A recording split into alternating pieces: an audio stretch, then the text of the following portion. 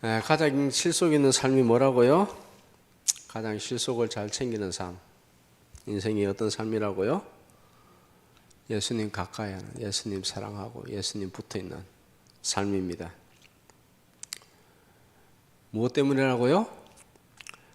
하나님께서 생사복을 주장하시기 때문에 하나님의 인정을 받으면 참 네 정도 신앙생활 하면서 이 정도 하면 정말 잘하고 있다라고 그렇게 인정을 받으면 하나님께서 필요한 거 다 챙겨주십니다.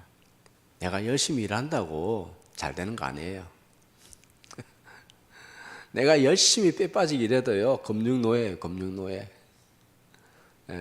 이 세상이, 시스템이, 금융체계가 악의 구조로 돼 이루어져 있기 때문에 열심히 일해도요, 돈 많이 모아도 인플레이션으로 국민들 돈을 갖다 다 빨아당기는 거예요. 하나님께 잘 보면은 하나님께서 복을 주시는 줄 믿으시기 바랍니다. 하나님께 복 받을 생각해야지 내가 열심히 했어야 되는 거 아니에요. 우선은 잘 되는 것 같아도 결산해보면 남는 게 없어요. 자, 오늘부터 사순절이 시작됩니다. 사순절이는 무엇이냐 하면 예수님의 십자가의 고난에 대해서 생각하고 예수님께서 십자가를 지실 때 그 마음이 어떨까라고 마음을 헤아리는 시간이죠. 얼마나 우리에게 생명을 주시고 싶어서 그렇게 확고한 자세로 그 모든 것을 감당하셨을까, 그 마음을 헤아리는 시간이에요. 아시겠죠? 하나님 내 마음을 좀 알아주세요. 좀 물론 하나님께서 알아주셔야지. 안 알아주시면은 끝장난 인생, 별볼에 넣는 인생인데, 그러나 하나님께 복을 받으려고 하면 하나님의 마음을 헤아리려고 하는 그 마음이 필요합니다. 아시겠죠? 그러면 아이고 이렇게 내 뜻대로 하려고 그렇게 발버둥 치는구나. 내가 너를 사랑한다. 사랑하는 자에게, 하나님을 사랑하는 자를 주님께서 더 깊이 사랑하는 줄 믿으시기 바랍니다. 하나님 다 사랑하잖아요. 어떤 이상한 소리를 하고 있어. 나를 사랑하는 자가 나의 사랑을 입을 것이며. 하여튼 말씀에 대해서 한 10분의 1조 많은 사람들이 그런 소리를 잘해. 교회 나오면 다 구원 받잖아요. 성경에 대해서 한 10분의 1만 아는 사람들이 그렇게 얘기한다니까. 사도 바울이 그런 말씀하고 있잖아. 오늘 10절에도 보면 내가 남에게 전파한 후에 나 자신이 도리어 버림을 받을까 두려워하노라. 사도 바울도 이렇게 구원의 확신이 없어서 그런 말을 해요. 사도 바울이? 그게 아니거든요. 하나님과의 관계에 있어서 긴장. 부부가 되면 긴장이 사라져버려. 잘 보이고자 하는 그런 마음이 사라지면 관계가 깨어지는 거예요. 긴장이 있어야 돼요. 항상 적당한 긴장이 있어야 돼요. 사순절 기간에는 가장 중요시 여기는 덕목이 무엇이냐 하면 절제입니다. 절제함으로 예수님의 고난에 동참해라. 예수님의 고난에 동참한 이유는 무엇이냐? 그 마음을 헤아려주면 예수님께서 참 기특하게 여겨요. 죄는 자기중심적이에요. 죄는 자기중심적, 인간은 자기중심적이에요. 근데 조금이라도 하나님의 입장에서 한번 생각해보고 하나님 마음을 헤아리려고, 아버지의 뜻을 헤아리려고 하고, 그렇게 하면 하나님께서 귀하게 여긴다니까요. 오늘 보면 너무 이기적이에요. 교회 안에도 보면 너무 이기적이에요. 자기 교회 중심. 그러다 보니까 교회에서는 정치 얘기하면 안 된다. 그래서 이 홀라당 넘어가는 거야. 배고국법까지 만들어가지고 지금 이미 공사나 90% 이상 되어졌고, 이제 지선 끝마치고 보세요. 차별금지법 안 만드나? 100% 만듭니다. 왜? 독재를 이루어야 되니까. 사회주의 사상요. 사상이 중요한 게 아니라 자기 이권 챙기기 위해서 사상을 이용하는 거예요. 자, 사순절을 이제 지내면서 절제에 대해서 하나님의 말씀을 뭐 어떤 의미인지 다시 한번 듣고자 합니다. 심리학에서 절제에 대한 중요성이 얼마나 중요한지에 대한 중요한 실험이 있는데 아주 유명한 실험이죠. 마시멜로 실험이라고도 합니다. 이 연구는 25년간 롱기튜디널 실험 방법으로 지속되었는데 25년간 롱기튜디널 실험 방식입니다. 미국 스탠퍼드 대학의 미셸 박사팀이 진행하였는데 절제가 얼마나 중요한지 아주 잘 아는 내용입니다. 5살 된 어린이들 658명을 대상으로 해서 진행했는데 아이들에게 마시멜로 하나 주면서 15분 참으면 하나 더 주겠다라고 그렇게 말했습니다. 그런데 조사를 해보니 3분의 2의 아이들은 15분을 참지 못하고 마시멜로를 꼴깍 삼켜버렸습니다. 3분의 1은 참았습니다. 선물 하나 더 받았습니다. 자, 이제부터 실험이 시작됩니다. 15년 뒤에 653명의 아이들을 만나서 조사를 했는데 절제를 잘했던 애들은 미국의 대학 입시 시험인 SAT에서 150점 이상의 더 좋은 점수를 받았다라는 것이죠. 그리고 10년 뒤에 다시 추적해서 조사를 했습니다. 잘 절제했던 아이들은 성공적인 중년의 삶을 살았습니다. 그런데 절제하지 못한 아이들은 어떻게 됐냐? 중년이 되어서 어떤 현상이 있었느냐? 먹을 것을 절제하지 못했기 때문에 5살 버릇이 영원히 죽을 때까지 되죠. 먹을 것을 절제하지 못해서 비만 당뇨가 생겼다. 그리고 쾌락을 절제하지 못해서 약물 중독에 걸리더라. 그리고 여러 가지로 어려움으로 통하여서 힘겨운 중년의 삶을 살더라 라는 것을 그렇게 레포트를 발표하였습니다. 무엇이냐? 성공적인 인생을 살기 위해서는 절제해야 된다. 신앙생활도 마찬가지입니다. 영적으로 승리하기 위해서는 절제해야 됩니다. 25절 시작. 이기기를 다투는 자마다 모든 일에 절제하나니 그들은 썩을 승리자의 영 우리는 썩지 않을 것을 얻고자 하노라. 이기기 위해서 어떻게 해야 된다고요? 절제해야 된다. 세상 사람들은 썩을 면류관을 얻기 위해서 모든 일에 절제합니다. 어려서부터 놀고 싶은 거 참고 사교육을 받습니다. 작년에 사교육비가 30조 원이라고 합니다. 어린아이들이 얼마나 놀고 싶겠어요. 가장 행복한 시기가 어린아이 시기입니다. 그런데 우리나라는 그렇지 않아요. 우리나라 어린이들은 별로 행복하지가 않아요. 왜 그러냐면 초등학교 들어가기 전부터 이제 유치원을 돌아다니기 시작하죠. 영어 유치원, 미술학원, 피아노 학원. 몇 시까지? 맞벌이 부모들이 집에 들어올 때까지 아이들은 계속해서 학원을 돌아다녀야 됩니다. 서울에 있을 때 금요 기도에 또 다시 인도하기 위해서 교회로 가는데 한 9시쯤 되죠. 그런데 한 아이가 가방을 들고, 가방도 매는 가방이 아니라 끄는 가방이 있죠. 그거 들고 집으로 돌아가는 거예요. 네?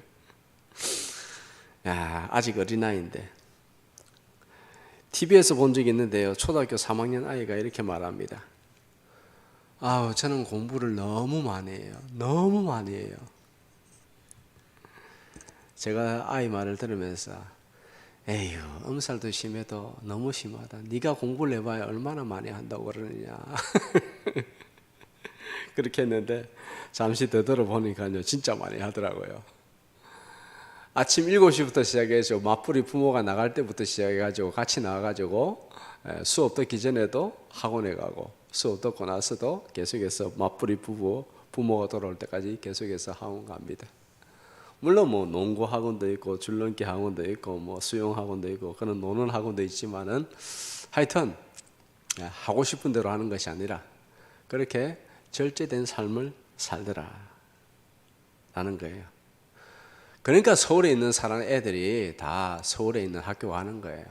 지방에 있는 아이들이 서울에 있는 학교 잘 못 가는 이유가 그렇게 학교 초등학교 들어가기 전부터 영어 학원이니 하면서 돌아다니니까는 그렇게 가는 거예요. 세상 사람들도 썩을 면류관을 얻기 위해서 성공하기 위해서 아이들 때부터 시작해서 저렇게 갱상도 갱산도 사투리로 쇠가 빠지게 공부를 하는구나, 절제를 하는구나 라는 것이죠. 우리는 영원한 영광을 누리기 위해서 우리에게 주어진 시간을 절제해야 됩니다. 요즘 사람들 핸드폰 잡고 난립니다. 절제를 못 해가지고. 사람이 핸드폰을 잡는 게 아니라 핸드폰이 그 영혼을 잡고 있는 거예요. 아시겠죠? 사람이 핸드폰을 잡는 게 아니라 그 세상의 영이 가득해 있는 매스미디어가 사탄의 영이 그 영혼을 잡고 있는 거예요. 핸드폰이 족쇄 마귀의 족쇄예요.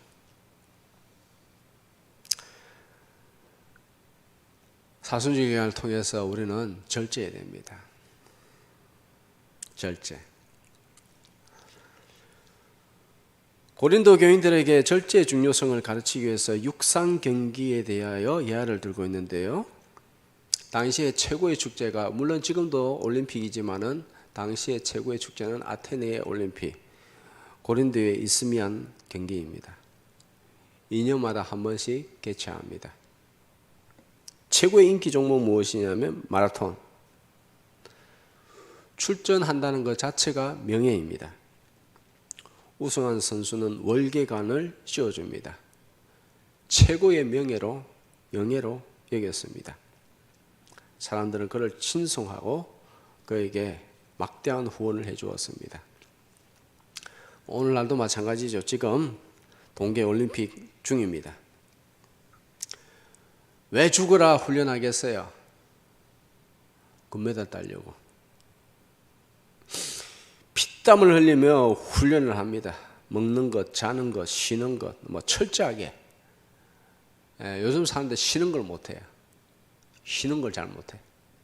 쉬어라 하면 계속해서 뭐 다른 거나 보고 있고. 우리는 예수님 안에서 이 사순절 기간에 주님 안에서 쉬어야 됩니다. 찬양을 따라 부르면서 나라를 위해 걱정하면서 미국이 이란에게 공격하기 이제 얼마 안 남았다라는 그런 것들이 계속해서 들려오고 있어요. 참 걱정이에요. 하나님 어떻게 하시렵니까? 어떻게 하시렵니까? 계속 기도하고 있어요. 무엇을 원하십니까? 그 말고도요, 경제적인 리셋이 일어나고 있어요. 100년 동안 이루어졌던 이 경제적 파이낸스 시스템을 지금 다시 새로운 시스템으로 리셋하고 있어요. 근본이제, 은본이제로 돌아간다는 말들이 본격적으로 나오기 시작하고 있습니다. 3, 4년 전부터 부자 되려고 하면 이거 구입해라라고 말씀을 드렸고 제 말을 따랐으면은 제법 벌었을 거고 뭐 나는 돈 그런 거 필요 없다.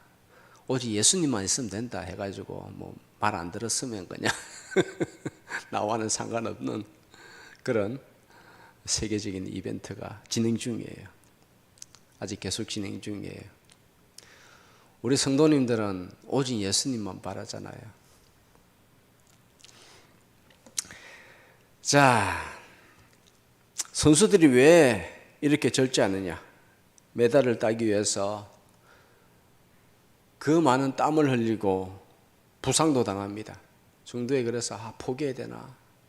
이렇게 부상을 입었는데 발목을 부상을 입었는데 내가 포기해야 되나? 라고 하다가도 다시 재활을 하고 땀을 흘리면서 마음을 다지고 다시 훈련합니다. 왜 그렇게 할까요? 상 받기 위해서. 24절에 사도 바울이 말합니다. 너희도 상을 받도록 이와 같이 다름질하라. 세상에 썩어질 면류관을 받기 위해서 운동하는 선수들처럼 너희들도 이렇게 다름질하라. 그러기 위해서는 절제해야 된다. 하나님께 집중해라. 너희들의 목표는, 우리의 인생 목표가 뭐예요? 우리의 존재 이유가 뭐죠? 우리가 왜 살아가요? 그러니까 숨 쉬니까 사는 거죠. 그런 식으로 살면 안 되죠. 우리의 영원하신 기업은 오직 예수님 뿐입니다. 그분이 나에게 상을 주십니다. 정신을 집중하고 하나님께 간절한 마음으로 살아야 됩니다. 이리 기웃 저리 기웃 하면 안 됩니다. 그런데 문제가 있어요. 내가 절제해야지라고 한다고 해서 절제가 되지 않습니다. 절제가 힘들어요. 생각을 절제하고 마음속에 일어나는 정욕을 절제하는 것이 불가능합니다. 사실 불가능해요. 이 절제를 하려고 하면요, 안 하려고 하면 할수록 더 하고 싶어.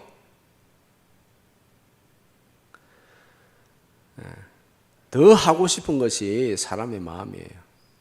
무엇처럼? 스프링을 누르면 어떻게 되죠? 절제를 하면서 강한 힘을 누르면 스프링은 튀어놓으려고 하는 힘이 더욱더 강해집니다. 이 죄의 건세에 대해서 저항하면 할수록 이 죄의 건세는 더 큰 힘을 발휘합니다.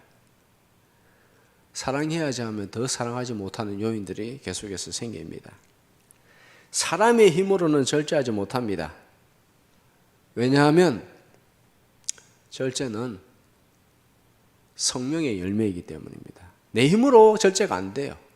내 힘으로 안 됩니다. 갈라디아서 5장 22절 23절 시작.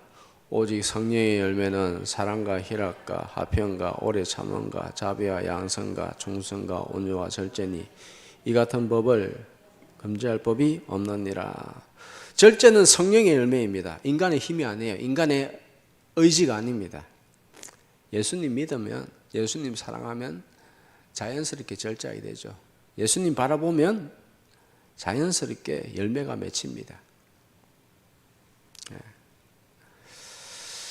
예수님 믿는 것과 교회 다니는 것은 다른 것입니다. 어떻게 차이가 있느냐? 진짜 성도인가? 나는 가짜 성도인가? 내가 진짜인가 가짜인가? 그게 제일 중요하죠. 진짜 성도는요, 말씀을 사랑해요. 말씀은 열매를 맺는 양분입니다. 말씀을 잘 받으면, 말씀을 사랑하면 자연스럽게 열매가 맺히게 돼 있고, 열매를 맺지 못하는 이유는 말씀에 순종할 마음 자체가 없는 거예요. 내가 순종해야지라고 해도 순종하기 힘든 판국에 내가 안 돼요. 그래서 성령님께서 도와주셔야 됩니다. 나는 불가능입니다. 나의 이름은 불가능입니다. 성령님께서 역사하옵소서. 성령님께서 내 마음을 주장하여 주시옵소서. 성령님께서 하셔야 돼요. 나는 안 됩니다. 그걸 깨닫는 게 신앙의 첫걸음이에요. 내가 안 된다는 걸 아는 것이, 내가 죄인이라는 것을 아는 것이 신앙의 첫걸음이에요. 얼마나 그 죄인이냐, 아무것도 아니라는 것을 알아야 신앙의 첫걸음이에요. 그런데 신앙의 첫걸음 못된 사람들이 너무 많아. 그리고 하나님 뜻대로 살기를 원합니다 라고 하나님께 고백하고, 하나님 나에게 성령으로 충만케 하옵소서 하면서 그때부터 자라나는 거예요. 그때부터 신앙이 자라나는 거고, 그게 진짜 성도예요. 그런데 그게 없으니까 열매가 맺어지지가 않는 거예요. 변화가 없는 거예요. 가짜라는 거예요. 가짜가 너무 많아, 교회 안에. 말씀에 대해서 순종하고자 하는 마음이 있어야 돼요. 그런데 내 의지로 안 되는 것을 경험하죠. 나의 이름은 불가능입니다. 거기서부터 말씀을 사랑하게 되죠. 말씀을 사랑하면은 하나님께서 그 사람을 사랑하십니다. 왜냐하면 말씀은 예수님이기 때문에, 말씀은 하나님이기 때문에, 예수님은 곧 말씀이다. 말씀으로 천지를 창조하셨다. 말씀을 거부하는 것은, 즉 순종하고자 하는 마음이 전혀 없는 사람은 하나님을 거부하는 것이다. 말씀을 거부하면 하나님도 그 사람을 거부해버린다. 나를 존중히 여기는 자를 내가 존중히 여기고 나를 멸시하는 자를 내가 경멸하리라. 사무엘상 말씀이죠. 자, 한 구절만 보도록 하겠습니다. 사무엘상 15장 23절. 시작. 왕이 여호와의 말씀을 버렸으므로 여호와께서도 왕을 버려 왕이 되지 못하게 하셨나이다. 사울이 하나님 말씀을 버렸습니다. 그랬더니 사무엘에게 하나님께서 말씀하셨습니다. 전화를 하셨습니다. 사무엘이 사울 왕에게 말합니다. 왕이 여호와의 말씀을 버렸기 때문에 하나님께서 당신을 버렸고 왕이 되지 못하게 하신다. 말씀을 사랑하면, 즉 말씀에 순종하고자 하는 마음만 있으면은 성령님께서 역사하십니다. 성령의 열매가 맺히고 그 가운데 절제가 자연스럽게 생깁니다. 반대로 말씀을 사랑하지 않으면, 즉 말씀에 순종하고자 하는 마음 자체가 없으면 성령님이 그 안에 안 계시기 때문에 그 사람의 마음은 사탄의 놀이터가 된다. 사탄이 역사한다. 이번 사순절을 통해서 절제함으로써 경건의 시간을 더욱더 많이 확보하시기를 축복합니다. 하나님 진짜 사랑합니다. 주님을 사랑합니다.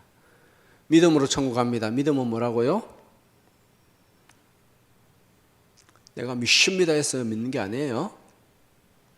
믿음은 하나님과의 관계다. 하나님을 사랑하는 것이다.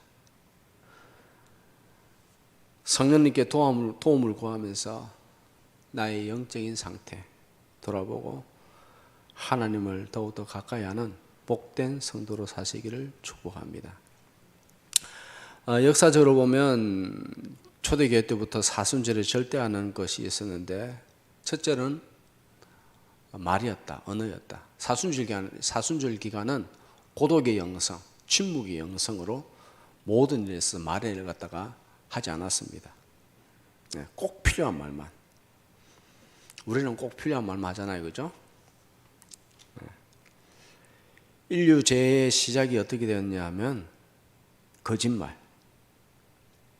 창세기 3장 뱀이 하와에게 거짓말을 하면서 시작되었습니다. 사탄의 대표적인 별명이 뭐라고요? 거짓의 아비, 거짓의 원조. 요즘 식당에 가면 어디 가든지 원조랍니다. 자기가 원조랍니다. 뭔 원조가 그리 많은지 몰라. 원조는 하나여야 되는데 싹 다 원조래. 거짓의 원조는 뭐라고요? 거짓의 원조 뭐예요? 사탄, 거짓의 아비. 사탄의 최고의 무기는 거짓말입니다. 사기, 속임수. 거짓말은 참 심각한 죄이죠. 거짓말하는 이유가 뭘까? 왜 내 입에서 계속해서 변명하고 핑계대면서 거짓말하는가? 왜 그럴까? 거짓의 영이 있기 때문이에요. 거짓의 영이. 예수님의 영은 순결의 영, 거룩의 영, 진실한 영입니다. 거짓말이 사라집니다. 한 인류학자가 이렇게 말합니다. 사람이 거짓말하며 사는 것이 아니라 거짓으로 살고 있다. 몇 마디 그냥 거짓말하면서 어쩌다가 거짓말하는 것이 아니라 존재 자체가 거짓이라는 거예요. 죄인이죠. 사람들이 종종 잊어버려요. 자신이 죄인이라는 사실을. 예수님 안에서 나는 의인이 되었다고 하는데 본질은 죄인이에요. 칭의라고 하지만은 죄인이에요.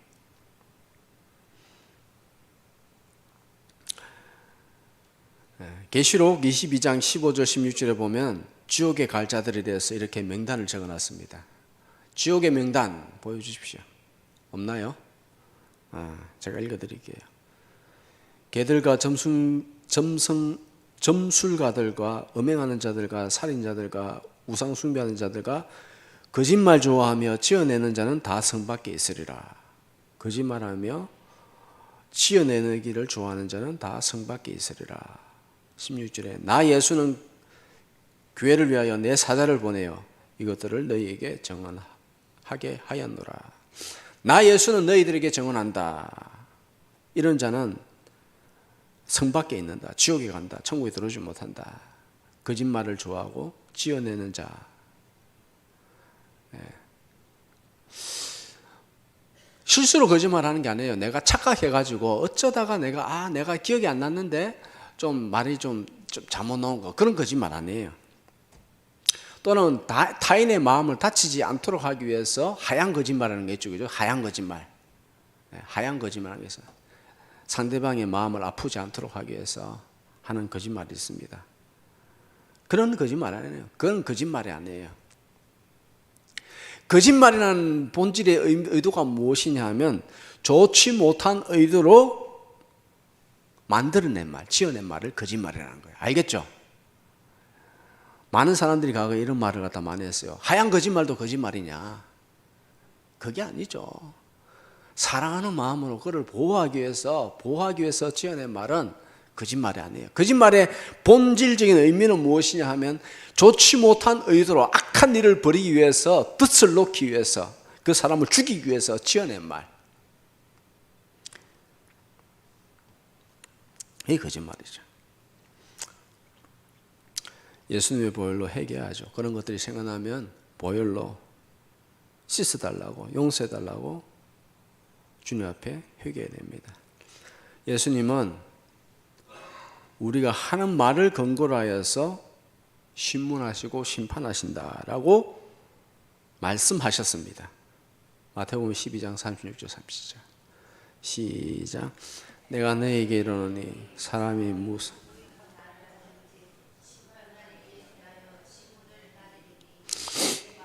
롯담을 받고 내 말로 정죄함을 받으리라. 사람이 무슨 말을 하든지 간에 말한 것을 기준으로 해서 내가 신문하겠다.